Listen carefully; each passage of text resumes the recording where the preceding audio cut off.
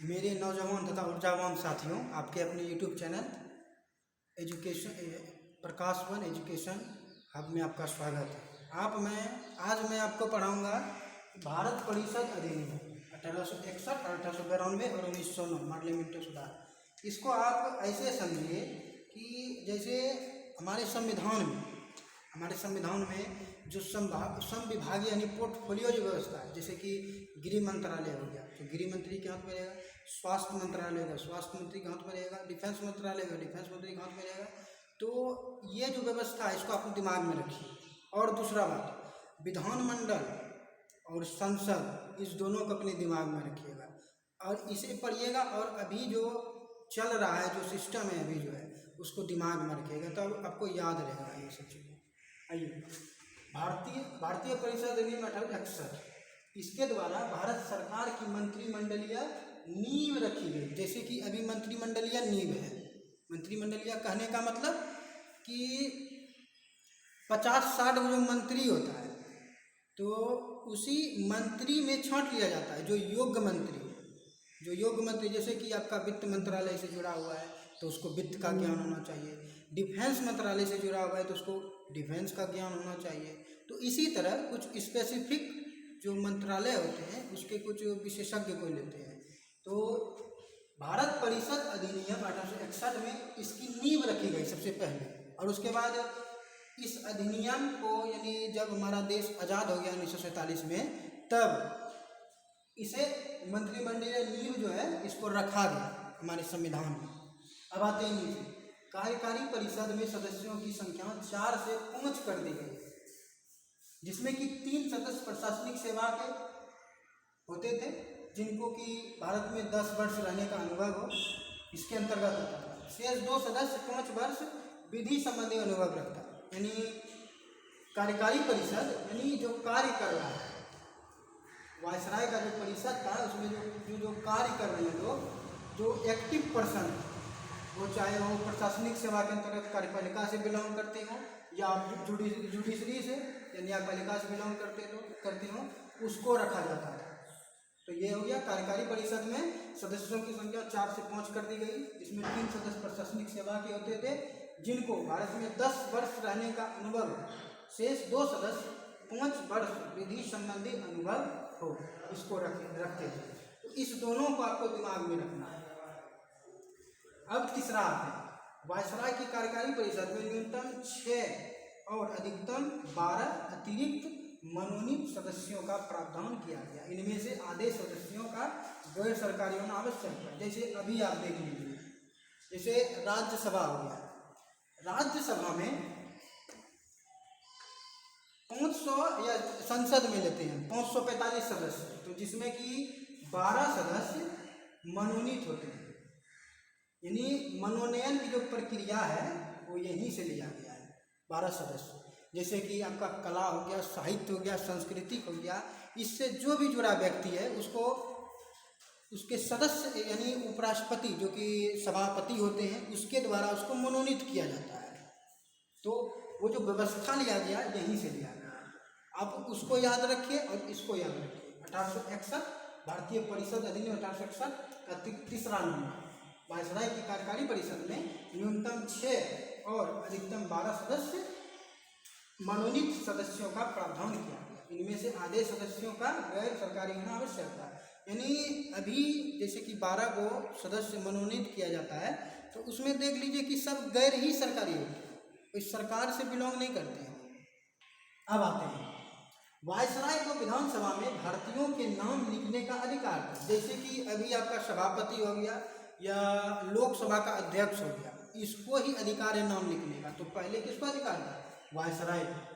और राज्य सचिव के नियंत्रण और निरीक्षण में कार्य करते थे। ये जो वायसराय जो लिखते थे, नाम जो लिखते थे, उसके राज्य सचिव के ही नियंत्रण में लिखते थे, क्योंकि राज्य सचिव इंग्लैंड में रहते थे और वहाँ पर उसको सब वहाँ के जो सदन थे वहाँ उसको जानकारी देना पड़ता था। इसीलिए उसके निरीक्षण और नियंत्रण में ही कार्य करते थे वायसराय, मनोनीत करते थे, नाम लिखते थे। 5वां आते हैं, वायसराय को आपात स्थिति में अध्यादेश विशेषाधिकार था। यानी देखिए, जैसे कि अभी आपका हो गया राष्ट्रपति, पहले वायसराय था।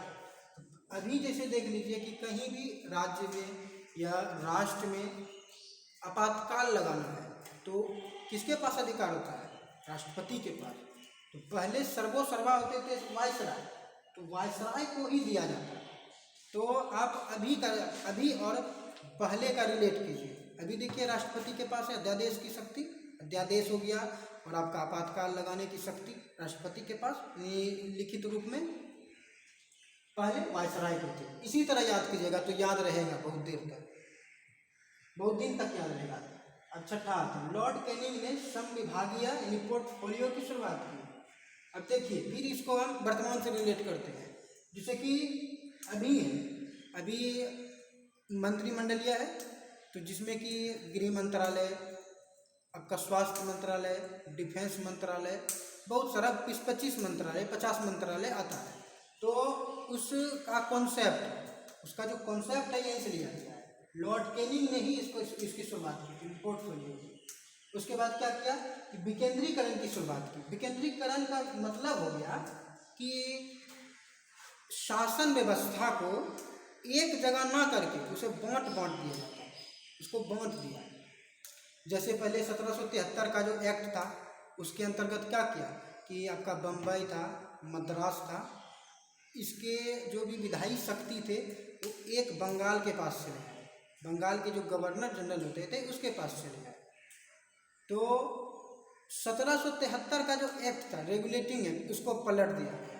इसको सबको शक्ति दे दिया है, मद्रास को भी दे दिया गया और बम्बई को भी दे दिया गया। इसी को कहते हैं विकेंद्रीकरण, यानी शासन का एक केंद्र में ना होना। अब आते हैं भारतीय परिषद अधिनियम 1892। इसे आप अपने नोट में लिख लीजिए, नोटबुक में। अब आते हैं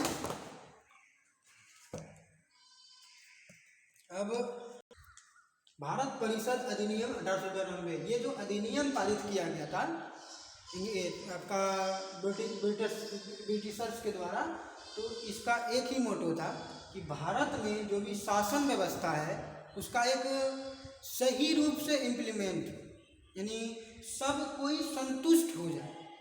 जो एक्ट जो पारित किया गया है आपका भारत परिषद अधिनियम 1861, 1892 और 1909 है।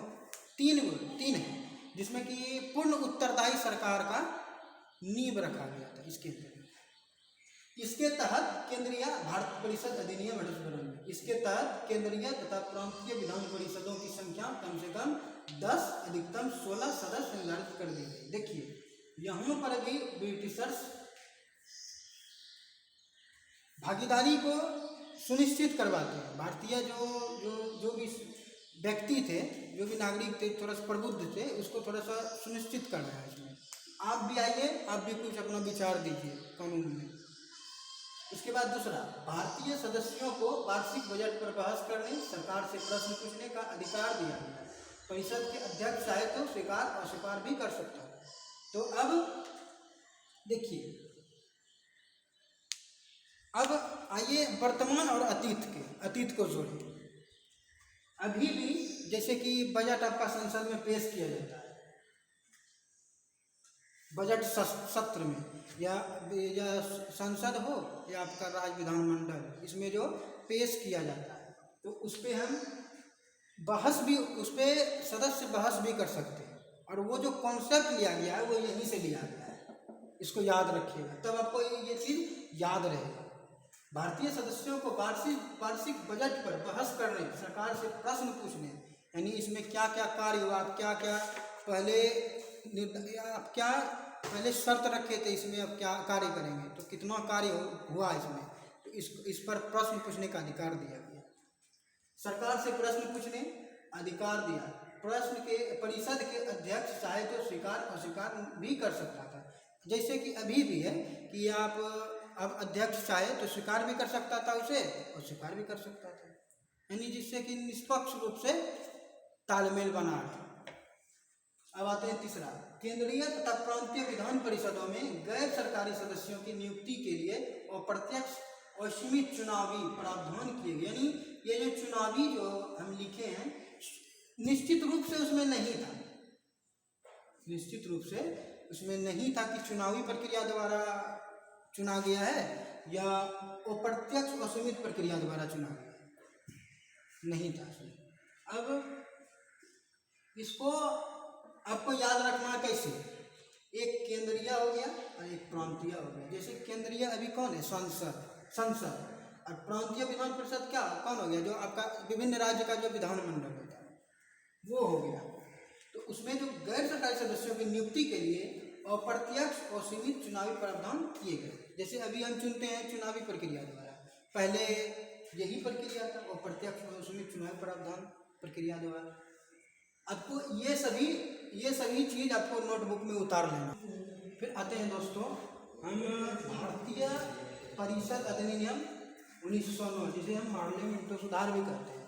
तो देखिए मॉर्ले जो था ये मॉर्ले सचिव था, Minto viceroy, Lord Minto viceroy, इसको सांप्रदायिक निर्वाचक का जनक भी कहा जाता है। अब देखिए इसके द्वारा परिषदों और उनके क्षेत्रों का विस्तार किया, प्रतिनिधिक तथा प्रभावी रूप से। यानी आपको दो वर्ड की वर्ड याद रखना है, एक प्रतिनिधिक और दूसरा प्रभावी। अब केंद्रीय विधान परिषद में सरकारी सदस्यों के बहुमत की व्यवस्था रखी गई, तो प्रांतीय विधान परिषदों में गैर सरकारी सदस्यों के बहुमत की व्यवस्था रखी गई। इसका अर्थ हो गया कि प्रतिनिधिक, यानी बहुमत के आधार पर कोई भी जो काम होगा वो बहुमत के आधार पर, जैसे कि अभी होता है 2/3 बहुमत, साधारण बहुमत, आधे राज्यों द्वारा और संसद के सदस्यों द्वारा विशेष बहुमत के द्वारा जो पारित किया जाता है, तो ये हो गया बहुमत, यानी प्रतिनिधिक रूप से इसको प्रभावित किया। केंद्रीय विधान परिषद में सरकारी सदस्यों के बहुमत की व्यवस्था रखी गई, तो प्रांतीय विधान परिषदों में गैर सरकारी सदस्यों के बहुमत की व्यवस्था रखी गई। ये हो गया। अब आइए सदस्यों को सार्वजनिक हित के संबंधित विषयों की विवेचना करने, प्रस्ताव पारित करने का अधिकार प्रदान किया गया। अब देखिए यहाँ पर हो गया प्रभावी, एक की वर्ड लेते हैं प्रतिनिधि, यानी ये जो पहला जो स्टेंजा है ये इसको संतुष्ट कर रहा है प्रतिनिधित्व को, और दूसरा जो स्टेंजा है प्रभावी को संतुष्ट कर रहा है। यानी क्या कमी है उस जो विषय सार्वजनिक हित के जो विषय हैं उसमें क्या कमी है, क्या उसमें जोड़ा जा सकता है, तो इसको जांच करके उसके बाद प्रभावी बनाए। सदस्यों को सार्वजनिक हित के संबंधित विषयों की विवेचना करने, प्रस्ताव पारित करने का अधिकार। अब इसके तहत जाति, वर्ग, धर्म आदि के आधार पर पृथक निर्वाचन प्रणाली अपनाई गई। यानी देखिए यहाँ पे फिर आपका प्रतिनिधिक आ गया। देखिए ये जो एक्ट है इसको और इसको, यही दो को संतुष्ट कर रहा है आपका एक्ट। अब थोड़ा सा ध्यान दीजिएगा, आप ये जो दो कीवर्ड हैं आप जब भी इसे लिखिए तो इस कीवर्ड का जो कि इसका शब्दार्थ होता है उसको पहले लिख लीजिए। प्रतिनिधि का अर्थ क्या होता है, प्रभावी का अर्थ क्या होता है, उसको लिख लीजिए और उसके बाद उसका जो डेफिनेशन जो है, जो स्टेंजा जो 4 स्टेंजा 5 स्टेंजा जो लिखा हुआ उसको उस पर लागू कीजिए। क्या ये लागू होता है, क्या प्रतिनिधि इस पे लागू होता है, क्या प्रभावी इस पे लागू होता है, क्या प्रतिनिधि इस पे लागू होता है, इसको आप इस पे इम्प्लीमेंट कीजिए और देखिए कि क्या सही है ये बात जो हम आपको बोले, ये बात सही है या गलत है। उसके बाद आप इसको याद करने का कोशिश कीजिए, यानी मनन करने का कोशिश कीजिए। इसके तहत जाति, वर्ग, धर्म आदि के आधार पर पृथक निर्वाचन प्रणाली अपनाई गई। यानी पहले जो था अधिकार नहीं था, किसी को भी वोट देने का अधिकार नहीं था, लेकिन ब्रिटिशर्स ने क्या किया कि जाति के आधार पर, वर्ग के आधार पर, धर्म के आधार पर सबको निर्वाचन का अधिकार दे दिया। ये एक हो गया प्रातिनिधिक रूप से, एक प्रातिनिधिक रूप से इस मॉर्ले मिंटो सुधार को कह सकते हैं। अब आते हैं चौथा पे। पहली बात, केंद्रीय विधान परिषद के हेतु मुस्लिम वर्ग के लिए भी पृथक निर्वाचन की व्यवस्था की गई। यानी ये जो सवाल है हरदम पूछा जाता है विभिन्न कंपटीशन एग्जाम में, ये सवाल पूछा जाता है। और ये भी पूछा जाता है कि मुस्लिम वर्ग के लिए पृथक निर्वाचन की व्यवस्था किसने की थी, यानी किस वायसराय ने की थी। आपको बोलना है लॉर्ड विल्टन। ये प्रश्न पूछा जाता है, ये VVI प्रश्न है, पूछा जाता है। फिर आते हैं विधान परिषद के सदस्यों को बजट पर अंतिम रूप से स्वीकार करने से पूर्व बजट पर वाद विवाद करने और प्रस्ताव पारित करने का अधिकार दिया गया। पहले एक्ट में यानी 1892 के एक्ट में आपका था सिर्फ उस पर वाद विवाद करके, और उसका जो अध्यक्ष होता था यानी विधान परिषद का जो अध्यक्ष होता था वह स्वीकार भी कर सकता था और अस्वीकार भी कर सकता था। लेकिन इसमें क्या हुआ कि पूर्व बजट पर यानी पहले का जो बजट है उस पर भी वाद विवाद और उसके बाद पारित होगा आपका बिल। अब इसको हम कह सकते हैं प्रभावी रूप से। देखिए, एक तो प्रतिनिधि किसमें आ रहा है, दूसरा प्रभावी आ रहा है। अब यही दो की पॉइंट को लेके चलना है आपको, तब आप पढ़िएगा तो आपको सटीक याद हो जाएगा। तो अगर अब आज यहीं तक पढ़ाएंगे, भारत परिषद अधिनियम जो 3 गो एक्ट पारित किया गया था वो खत्म हो गया। अब कल से हम पढ़ाएंगे आपको 1919, 1935, 1935 और 1947। अगर वीडियो आपको अच्छा लगा तो प्लीज़ सब्सक्राइब करिए और शेयर भी करें और कमेंट, और ज़रूर से ज़रूर कमेंट। और जो भी क्वेरी हो तो आप इस चैनल पर कमेंट के द्वारा आप बता सकते हैं।